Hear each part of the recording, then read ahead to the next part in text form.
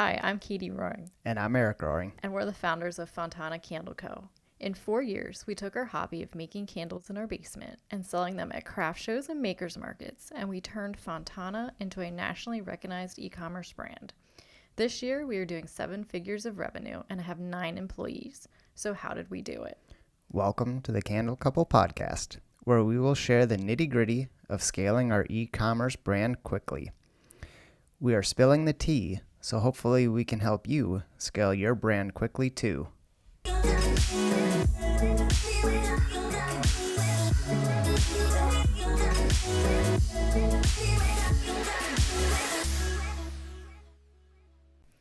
So when talking about success in e-commerce, we split e-commerce success into 2 branches.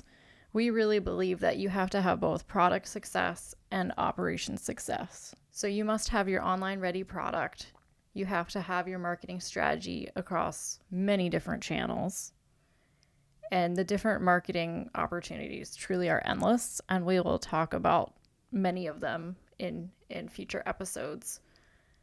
Last week, we really dove into finding your niche so you can truly understand your customer and their needs and where to find your customer. But I believe really the next foundation for product success is to have strong brand elements.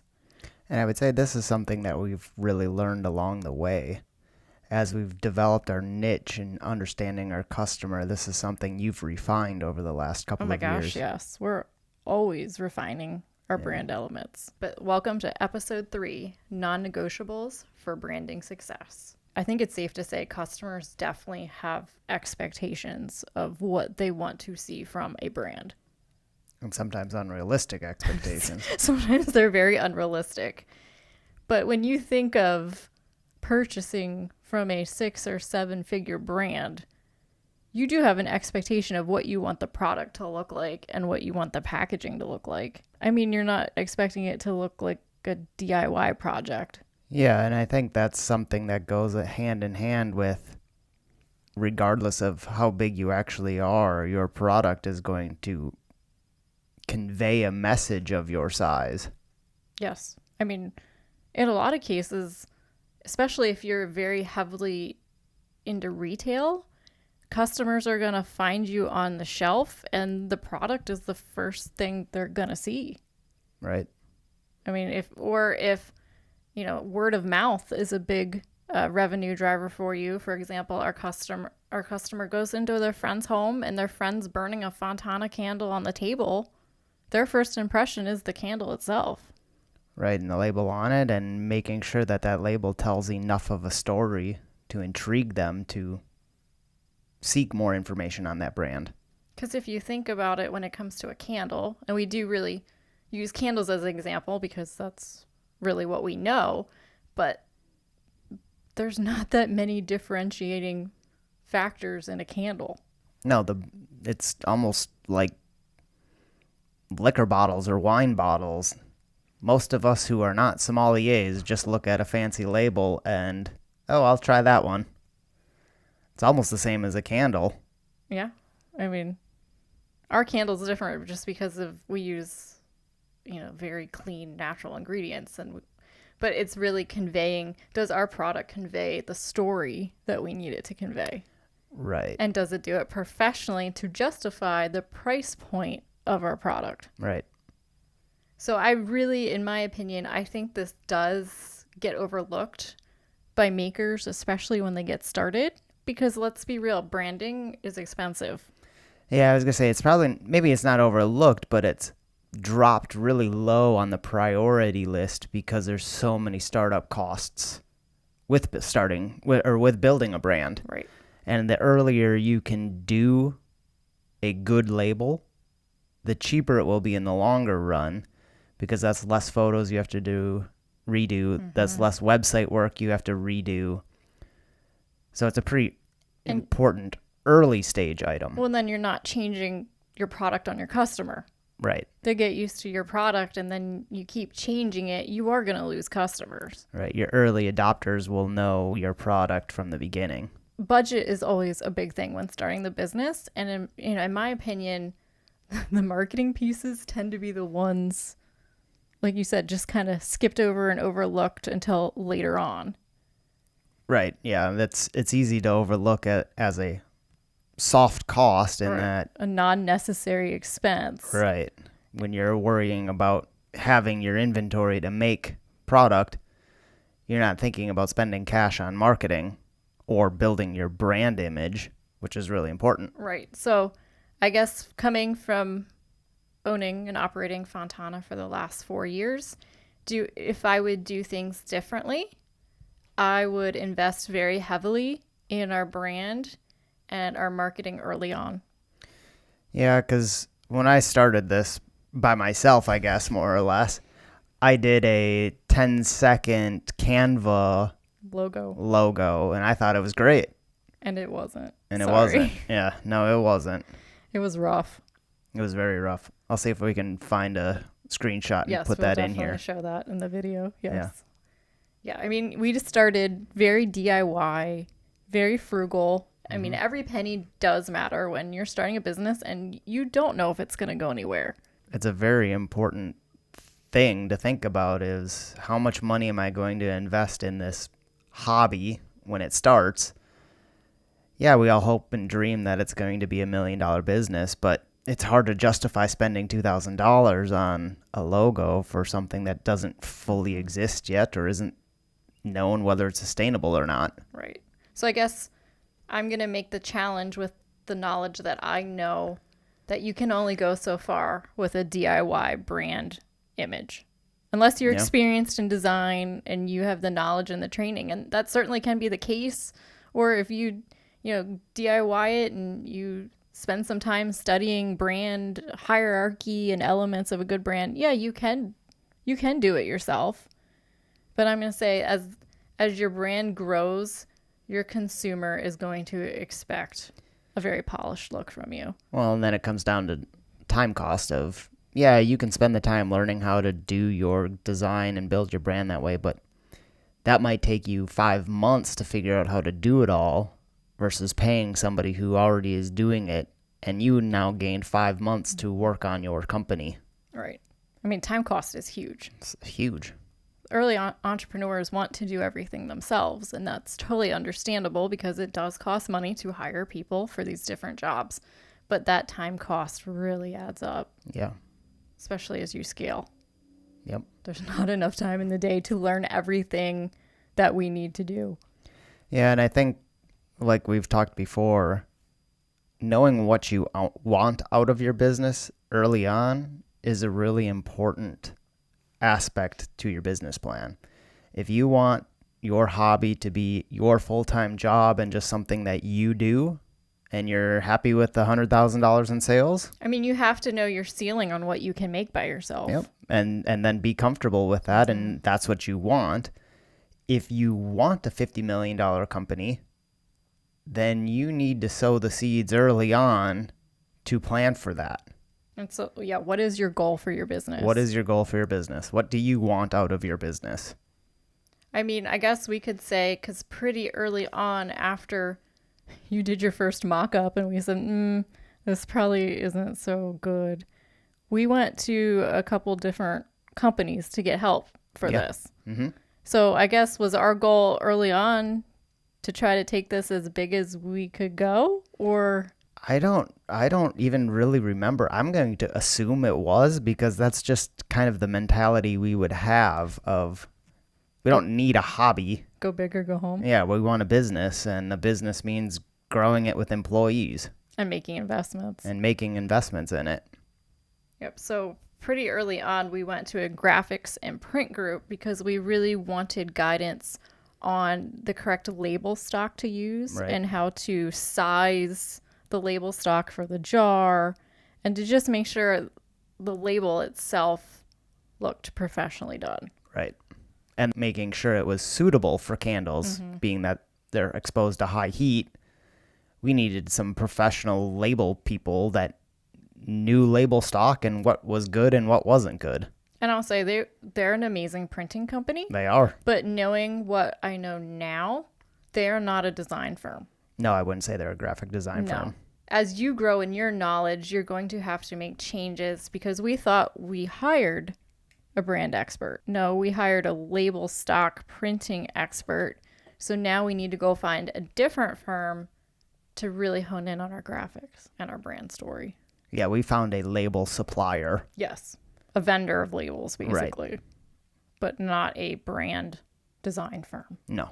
So I would say that is definitely a key to success. Knowing when you have the right person for the right position, and knowing when you need to get a more specialized person, like a brand designer. I would say we took that step pretty quickly because in early 2019, we did go to a design firm in our town. Yes. And we asked for help. And I would say that investment, it seemed so large at the time.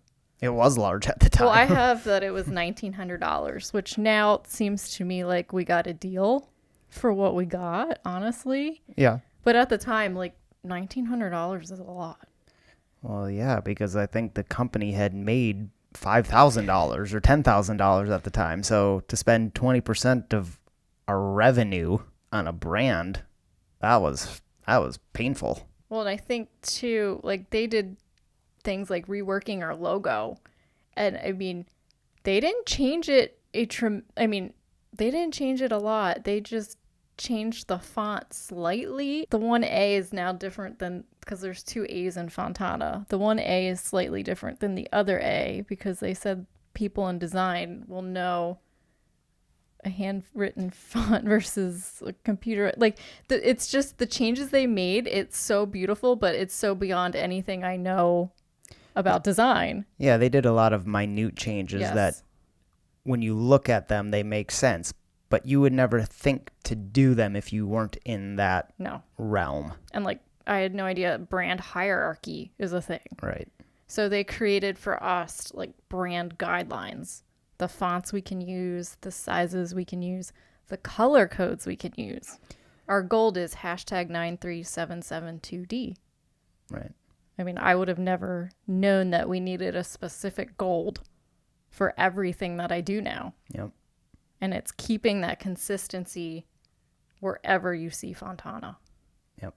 I don't think that's anything surprising to people that your brand has to look the same everywhere. That's not new. No.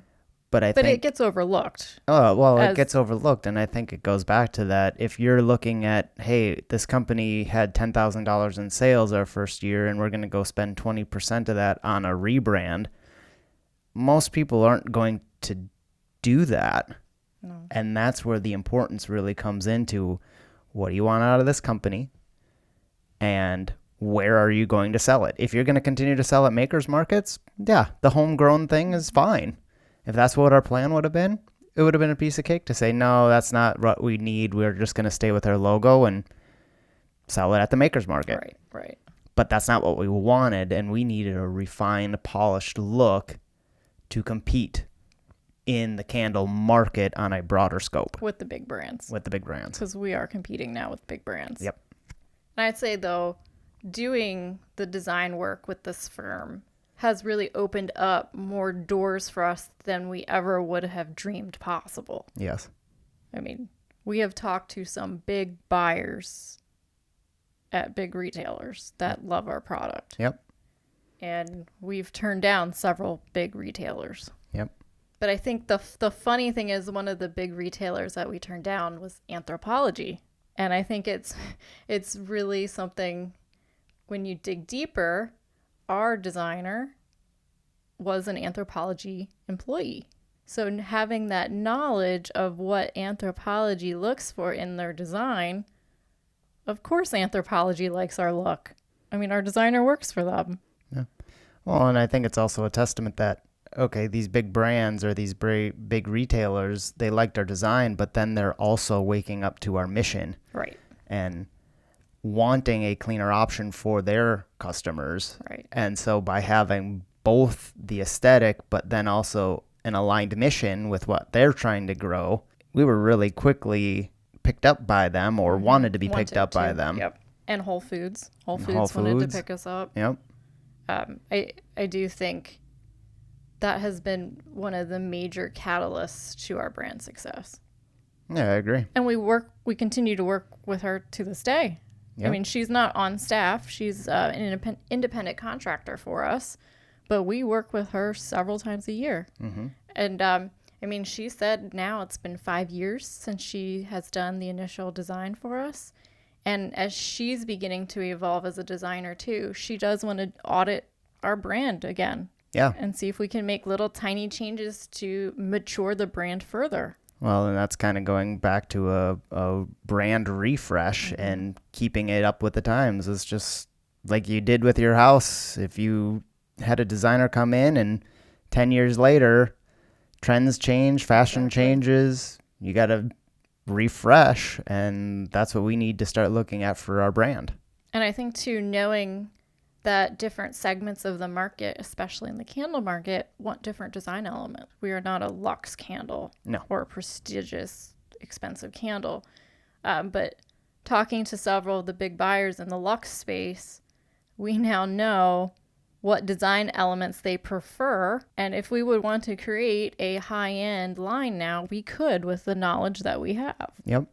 Yeah, it's how do we now further appease a broader group of people who understand, okay, we want a clean candle in our homes, but we also want it to be aesthetically pleasing. A decor piece. Right. Something that they can enjoy all the time. And that's a different vessel with something more simplistic.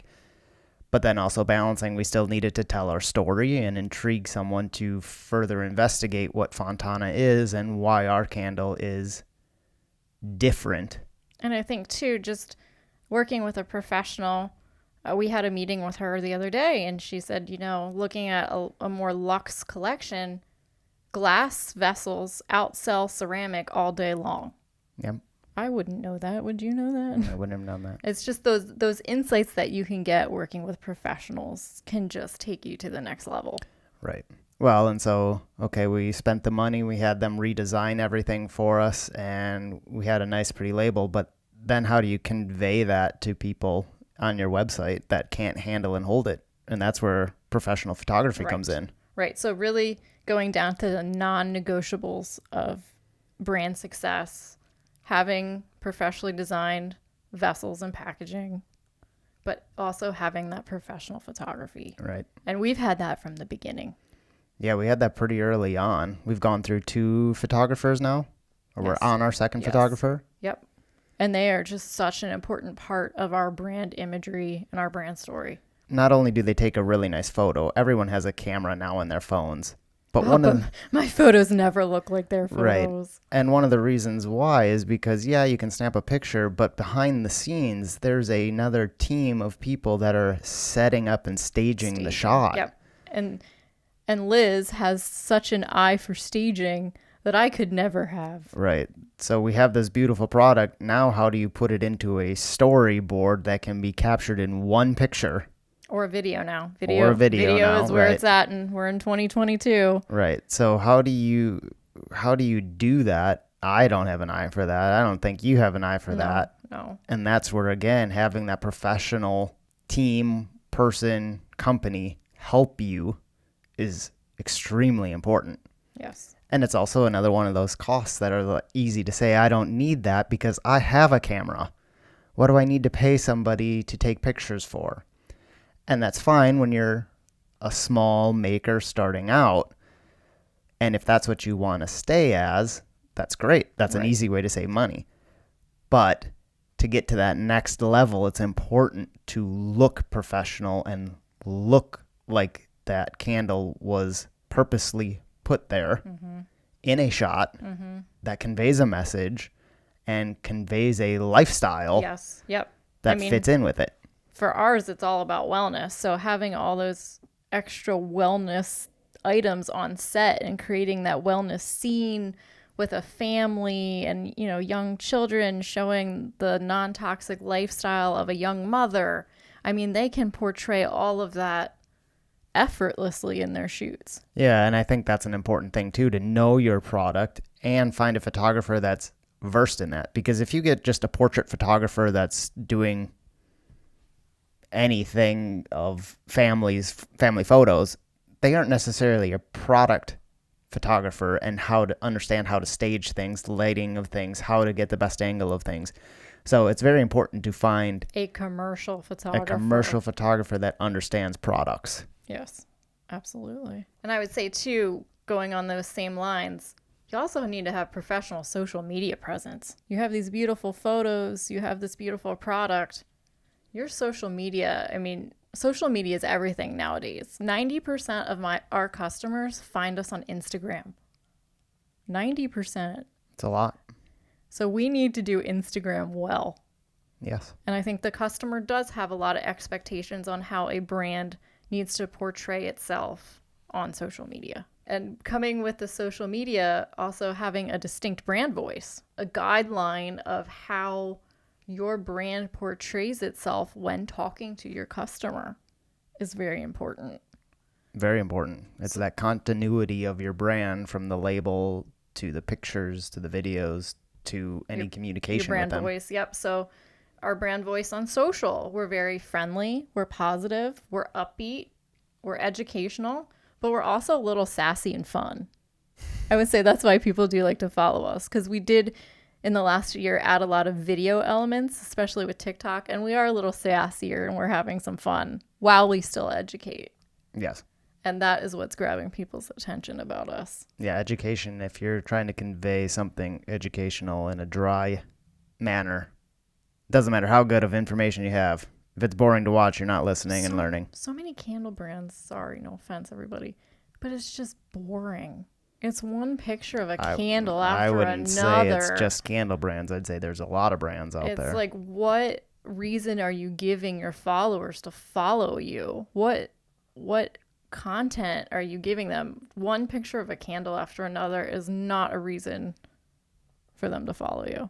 Right. And then also taking that distinct brand voice and that little bit of education and sassiness, we take that over to our customer service as well. So there is a continuity every place we talk to our customers. I mean, even down to the emojis that we use. Fontana we have our favorite emojis, and you'll see them again and again and again in our correspondence. I'll say once you build out these elements of your brand, you have to protect them, because there are copycats out there. There are. We've had it several times now in the last 4 or 5 years. And not even on purpose. No, not on. Some on purpose. Some on purpose. One not on purpose. One not on purpose. But it does happen. So to me, a non-negotiable is trademarks. And that was something too that we didn't want to invest in the beginning. So once you have your brand elements, you do need to protect them. Yes. Because we have had to send cease and desist for companies that were a little bit too close to some of our brand elements. Yeah, and it's important to do that because we want Fontana to relay a message of transparency and trust in a clean product. And if somebody comes along with a Fontana or something similar that does not have our standard of cleanliness, we don't want our customer who trusts Fontana because they have cancer and is okay to use our candle using a knockoff that isn't okay for them. We need to protect that for not only our brand, but for our customer that relies and trusts on us. Right. We don't want them confused. We don't want any confusion. No. So I do believe, you look at getting a lawyer to file a trademark, it is expensive, but it has saved us so far in our journey. And I'm sure we're going to use them again and again and again as you continue to grow, there are going to be more copycats. There are. And again, it's to protect Fontana and our company and our employees and making sure that our company is protected. But it's also to make sure that our customer can see Fontana and know it's a clean candle. Right. Or scented room product. Spray or whatever, yes. So I think it's important, again, just to summarize, really know what your goal is for your company and your brand. If you want to build a 6 or 7 figure business and you feel like you're a little stagnant in your growth, or you feel like you're spinning your wheels trying to do all the things like to jumpstart sales, if you're like, I'll just do as many markets as I can, maybe I should open my own shop, but you just aren't gaining the traction that you feel like you should, maybe look and see, do you need to hire someone to look at your branding? Yeah, and I think, again, back to the goals. What do you want out of your business? And that will help you understand where to invest your earnings. Because we didn't take any money out of Fontana until like last year. Right. We didn't get a paycheck for 4 years.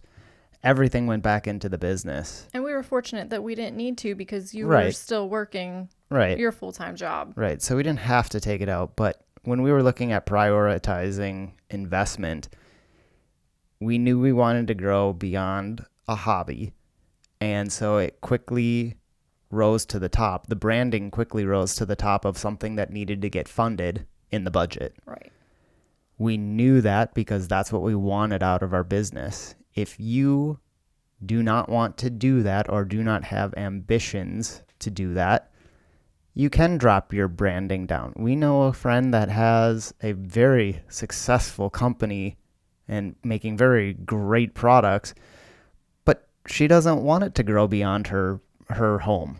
She enjoys doing it when she wants to do it, and that's all she wants to do. So spending a ton of money on branding is not a priority for her, and that's fine. Right. It's fully understanding what you want out of your business. Yeah, and I think looking down the road at what you want and trying to make those investments earlier on, I think will lead to faster success. Right. Like, for example, the GS1 barcode that you see on every product in the world. I mean, that's an investment. It was a huge investment, and one we needed to do when we were trying to get into Whole Foods. Well, when Whole Foods wanted us, that was one of the stipulations. Right. You need to pay, and it was $750 to get these barcodes. Yep. And at the time, that was a lot of money for us. That was a lot of money for a potential wholesale client. Right. But looking down the road to where we are now, I mean, those barcodes are an absolute must. Yeah. Every kind of inventory tracking and order fulfillment now requires a barcode. I mean, when we were in a 3PL, a third-party logistics company that did all of our fulfillment, they use those barcodes every step of the way. Yep. And we use them every step of the way in our fulfillment at our facility. Yep. So I think knowing where you want to go with it will help you figure out what investments you need to make. If you like what you heard today, subscribe and follow along for more e-commerce success tips so you can build a 7-figure e-commerce brand too.